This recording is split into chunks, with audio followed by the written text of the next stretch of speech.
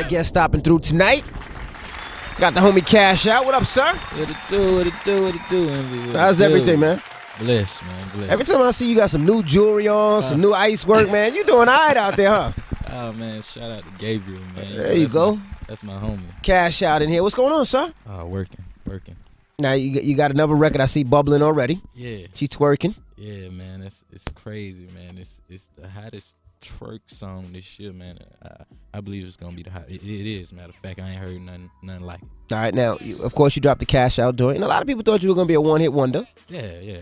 You know, and you fought through that. I actually had, Hold Up right behind that with Right. Wale, so that solidified everything. And, just business situations what we was going through, and had to handle it like a man, and find another game plan in another home, and that's what it was. Now, you were signed to which label?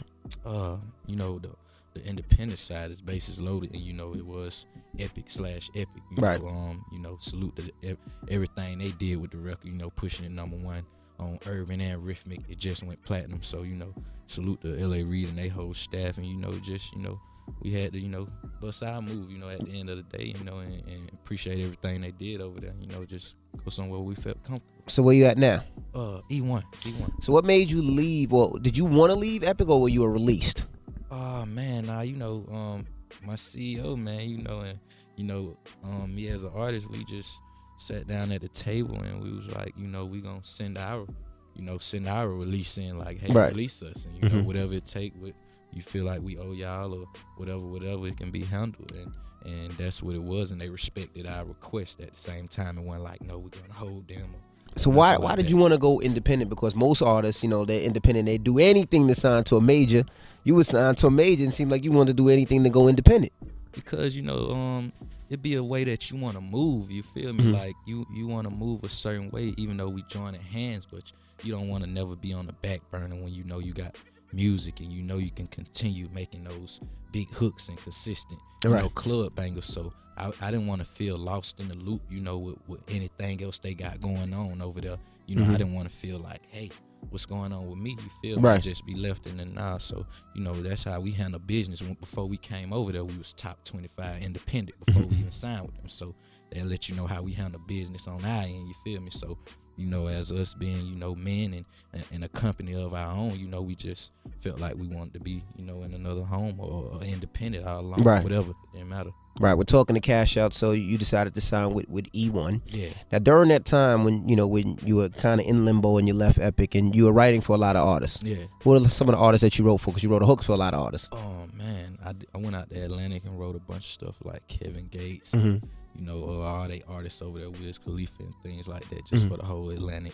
and holding down my mixtapes, staying on the road and, continue getting funds in so we can do what we need to do. And the phone with certain situations that came, but we was just feeling like we want to be somewhere where it can still be hand in hand, and we can still have some say so with the records, because we feel like not everybody are geniuses, but when we come to the table, it'd be a decent record, a possible #1 record. So we just wanted to be somewhere where we felt comfortable and we can join hands with a label and we can just go, man. And E1 came with the respectable, decision and digits and everything. They came with the nice bag. The money bag was nice. Now, with you, do you feel like a lot of people know your music and don't necessarily know your face? Definitely. So how do you get over that hurdle? Because, I mean, you had, like you said, #1 records. You had huge smashes, summer smashes, but people still might not know the face. Yeah, man. It just grew on me so fast, I ain't know how to handle it, coming from the mixtaping, just doing shows in my region and things like that, it was like, man, and we had to catch up, even though it did catch up nice, I go places and they'll point me out, but I know it's a bigger picture with my face, and that's what we was just talking about, far as the album and how I wanted the cover to be, and how I want my face to be on it. I want to add more pressure with the content this year, as far as videos and things, and just go dumb crazy with what we got in hand right now, and we gonna take over that building. Okay. Now, Focus, of course, we just played 2 joints. Now, is it an album, EP? What are we looking like? Album, man. When is it coming? It's summer.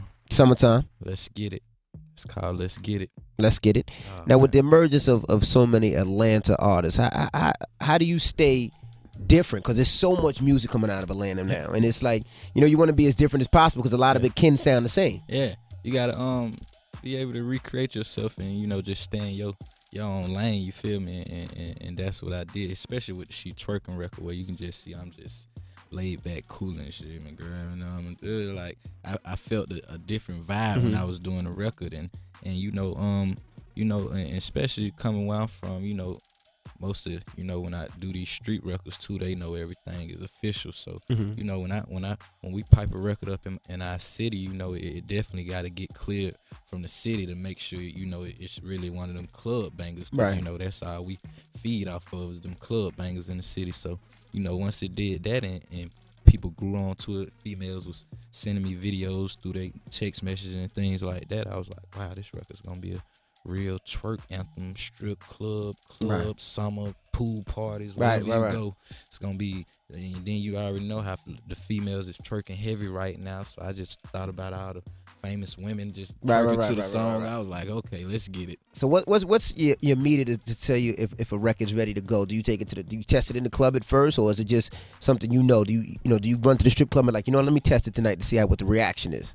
I think it's a combination of a lot of things, like internet, certain feedback that you get off the internet, from SoundCloud and things like that, strip club, like you said, when you go out and test it with the females and things like that, because the females will answer your questions and they'll let you know what they want to bounce to or dance to. That's especially with dance records and things like that, and far as street records, what the streets gonna feel at the same time. So when you out there working that record is the streets, you got the coalition DJs and all these DJs who break these records, and if they definitely feeling the record, they gonna give you the okay on it in the city, and they just always been 1,000, whether it was that record or it wasn't. Right. And when She Twerking, they was like, man, that's crazy, because it wasn't no other crazy twerk record out at the time. All the other twerk records was old and back, and they was like, man, this one just gonna hype it back up. And and I salute Spins and Dun Deal who did the beat, and I just murdered it. Had the twerk team in there, they was in there, right? So that just helped it out. So, they go crazy. Now, what's the craziest thing that ever happened to you at a strip club? Because you got a lot of strip club records. So what's the craziest thing that's happened in the strip club? Nothing really. Nothing crazy. Just a lot of money thrown. That's a lot of money. That's it. Like okay. It's normal. It's a normal night. For us. When we go out. I don't do the strip clubs heavy, but when we go, it's almost like with a record like She Twerking. It's almost like you gotta go to the strip club, because that's what they were like. The strip clubs gotta book you all the time. Like, the money I'm gonna make, you want me to throw back in this crowd. But it's always something on top of something, man. I don't do strip club shows like that heavy. You feel me? I certain spots, because it be certain, at the end of the day, bills gotta get paid too. So we ain't just doing a tour for the strip club. Right. Even when it drop in the club, like the show we just did, like it was like one of them R&B shows, just women everywhere. When the song drop, it's skirts going up and so that really excited me, because I know from cashing out and the It's My Time mixtape, that was like a street vibe. So, right. When we were going to the clubs, it might be fights and shootouts. At the end of the day, a lot of folks smoking Keisha ride with their Nina. So, right. When we did that, the show in Memphis, it was just heavy females, and we were like, ooh, it's turned up. All right. Well, last time you was up here, you spit a little bit. we gonna get that back when we come back. Yeah. Let's play some music, and we got cash out here. You know what it is? 877-60 hip hop. It's DJ Envy Tuesday Night Live. Let's go. Grabbing on my tootie. She told me smack her on